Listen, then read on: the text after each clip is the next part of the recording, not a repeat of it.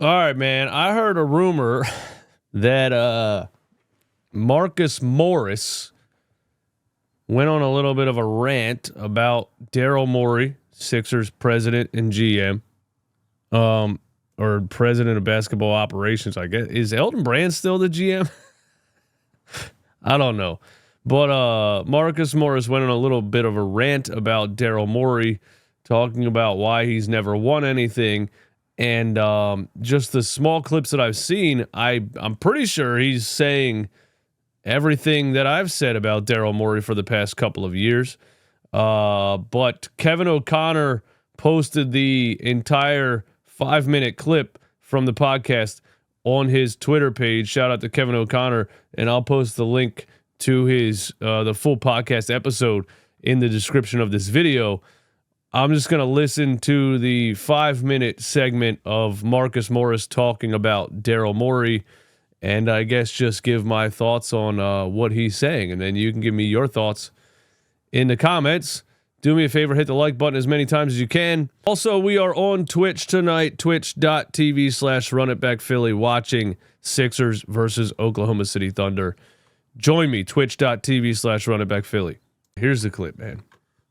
Here's Marcus Morris talking about Daryl Morey on Kevin O'Connor's podcast. Let's hear what he says. I'm curious, as a player, what were your thoughts on Daryl Morey's comments about using AI to assist in making decisions? Man, listen, I'm going to just say this, and this will be the first time I ever said this. I don't trust Daryl Morey. I just don't trust him. I think he's thinking it too far ahead of the way basketball needs to be played. He's putting guys, he's trying to do. Yes. Just that part right there. Yes. I say this all the time. These people think they're geniuses and they think they're changing the game. And this is why they can't put together a winning team, because they don't actually know the game of basketball. Yes. I just don't trust him. I think he's thinking it too far ahead of the way basketball needs to be played. He's putting guys, he's trying to do a whole new team. He's trying to bring guys in. He's flipping them in and out, in and out, in and out. Does he even understand the dynamic of being in Philadelphia? What guys you need to play in Philadelphia? Like, No. Understand how the team needs to gel first before you start talking about AI. What does AI do? Like, I understand the effects it can have on other spots of maybe the offense, the numbers and things like that, but like telling you what guys you should choose or which guy fits what you're trying to do. What has he won? Like, he hasn't won in so long. Yeah, using AI to tell you what guys you should choose is wild, because that's the ultimate eye test. You have to use the eye test. You know, this could be a reason he ends up signing a guy like Paul George, because his algorithm is taking Paul George's career numbers, but he hasn't watched Paul George play in the past couple of years. You know what I'm saying? Right. He's come close. He came close, and he telling you what guys you should choose or which guy fits what you're trying to do. What has he won? Like, he hasn't won in so long, right? He's come close. He came close in Houston. They went to a Game 7 against the amazing Warriors. And then what happened to that team the next year? They blew up. You tell my guy JH that you're gonna do something for him, a guy that you brought from all these teams, and then you don't like the AI tell him not to pay James Harden this amount of money. Like, does the AI tell him to go get Paul George, hire Nick Nurse. Hire Nick Nurse. Does AI tell you to get the guy from Miami? Caleb Martin. Caleb Martin, because he played well in the Boston series. He can't shoot the ball. You got three. Hey, yo. Hey, yo. Yo, why did Caleb Martin catch a stray? We got to give Daryl Morey. We got to give Daryl Morey credit for trading Caleb Martin, who can't shoot the ball, for a guy who can shoot the ball, Quentin Grimes. But that was funny. Dominant guys that needs the ball in their hand. Why is that the first guy that you go get, right? Like, how did you come up with picking a team? Why do you want to start a brand new team and try to win a championship? I haven't seen any team that has 10 new guys be really good the following year. I don't even know if any team has ever done that.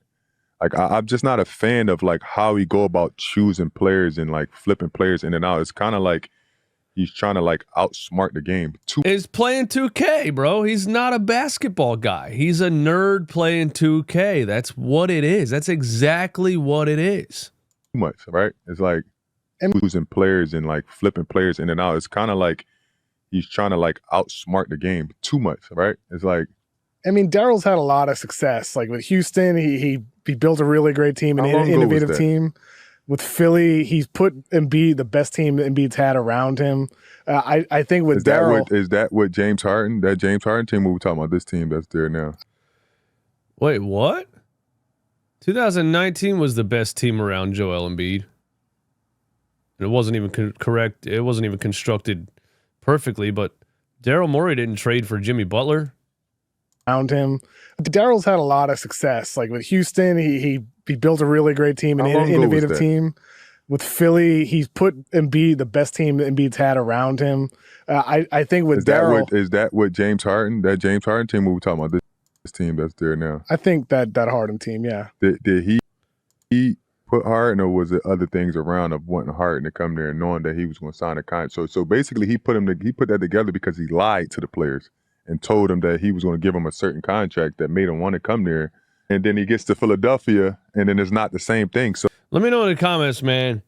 Do you think Daryl Morey is running himself out of the NBA? Well, when you think about players not wanting to play for him, players talking about him in this way of not trusting him, didn't win in Houston, didn't win in Philly, and now you look at this Paul George signing, the Joel Embiid signing. Like, if the Sixers fire Daryl Morey, is he even going to get another president of basketball operations job ever again?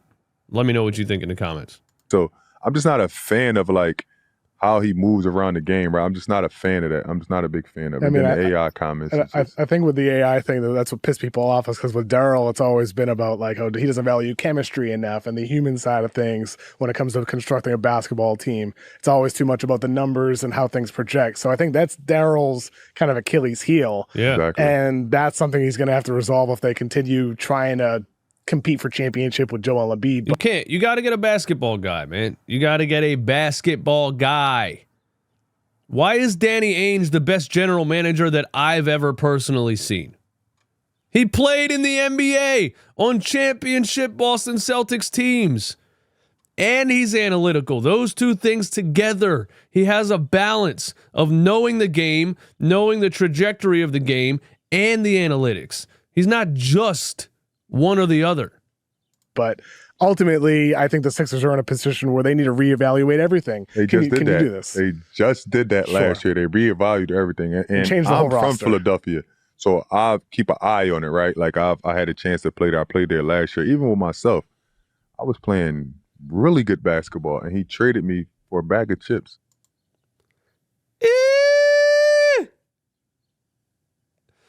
Marcus Morris was playing really good basketball, I'll say, offensively.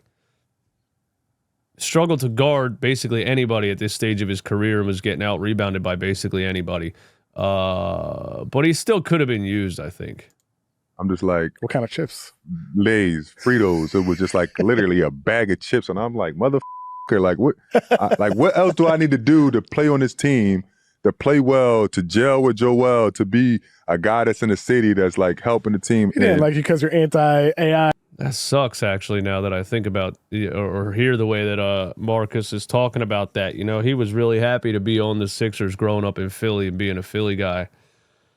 And then he gets traded like that, and that really sucks, actually. And analytics. Man, that's the bull I'm talking about. And not only did he trade me, he trades Patrick Beverley, his own guy. You feel what I'm saying? That's playing really well. He's not even in the NBA anymore. This is a bad point he's making. That's really helped the team when Embiid went down. When Embiid was there, we were top 5 in the NBA, right?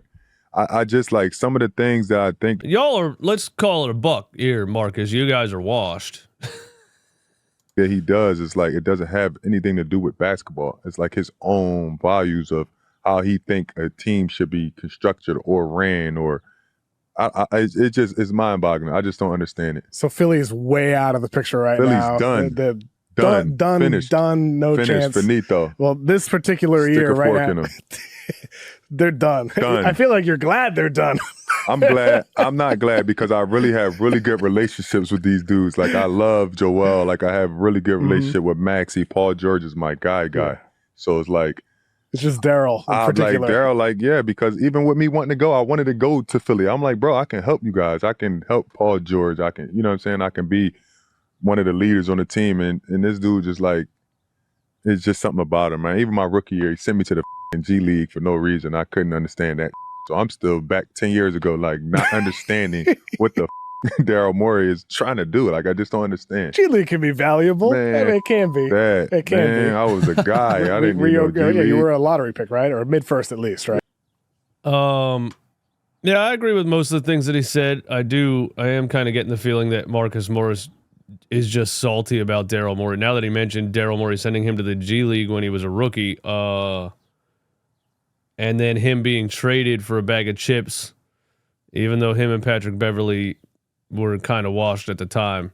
So I think there's a little bit of personal Daryl Morey disdain from Marcus Morris here versus actually analyzing what he's doing. But he did make some good points that I agree with about Daryl Morey being just an analytical guy that basically knows nothing about the sport of basketball and doesn't watch basketball, clearly. Doesn't even watch the players, years before he signs them. He signs guys off of career accomplishments or numbers or algorithms. I agree with most of what he said. Thanks for tuning in. Let me know in the comments if you agree with what he said or if you disagree with what he said. And yeah, that's all I got, man. Oh yeah. We are on Twitch tonight. Twitch.tv/RunItBackPhilly. Watching Sixers versus Thunder. Join me there. See you then. Bye.